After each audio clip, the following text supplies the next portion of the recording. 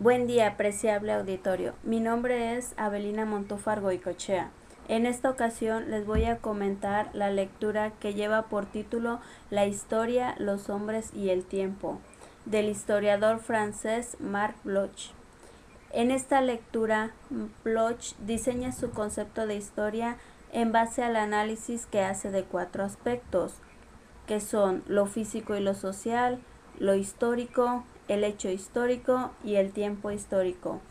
Él nos demuestra que un historiador lo que elige es cualquier hecho que parezca interesante y que considere que tendrá trascendencia en la vida del hombre. Dice que el historiador es obligado a hacer una elección ante lo confuso que ve la realidad, por lo que se siente comprometido a informar lo acontecido a la sociedad en general.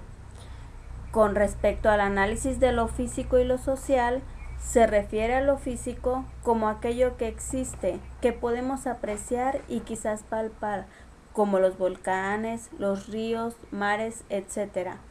En cambio, lo social es aquello que la sociedad va a desarrollar, que va a modificar según sus necesidades, pero en muchas ocasiones lo físico interviene directa o indirectamente sobre lo social y la mayoría de veces con la intervención tal vez no intelectual de la mano del hombre.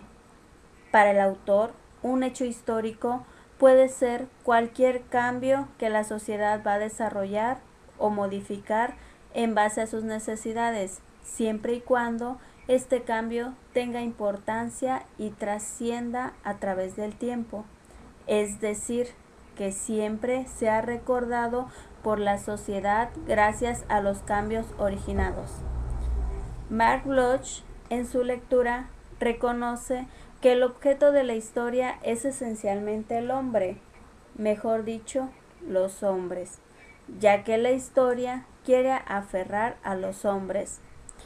Para finalizar, una definición que Marc Bloch nos atribuye con su lectura es: la historia es la ciencia de los hombres en el tiempo. Como un comentario particular, puedo decir que a lo largo de esta síntesis me puedo dar cuenta que Marc Bloch nos lleva a hacer una reflexión acerca de lo que es la historia, cómo comprenderla y sobre todo ver a la historia no solo como una secuencia cronológica de hechos importantes para la humanidad, sino como una ciencia cuyo objeto de estudio es el hombre y apoyada en la filosofía llega a ser un elemento importante para él. Por mi parte es todo. Me despido de ustedes deseándoles un buen día y cediendo la palabra al compañero Carlos César Figueroa Granados. Gracias. Buenos días, compañeros, mi nombre es Carlos César Figueroa Granados. La lectura de la cual les voy a hablar es un texto extraído del capítulo 1 de la obra Pensar en Historia del autor Jacques Le Goff, uno de los historiadores franceses con mayor renombre en la historiografía medieval. En esta lectura dicho autor elabora su propia concepción de historia partiendo de la definición etimológica de la misma. Además, analiza las diferencias y relaciones que se dan entre la historia como realidad social y la historia como conjunto de conocimiento de esa realidad. Lo primero que Le Goff nos dice es el origen de la palabra historia, la cual en todas las lenguas, romances y en inglés, deriva del griego antiguo iotipín, que significa indagación.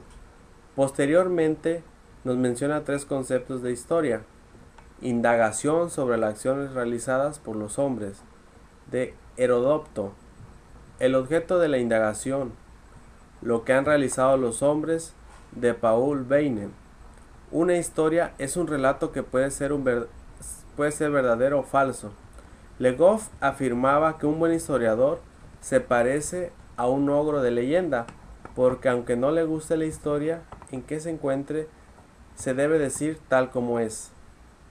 Creo que definitivamente la historia es la ciencia del pasado, con la condición de saber que este pasado se convierte en objeto de la historia, por medio de una reconstrucción que se pone en cuestión continuamente.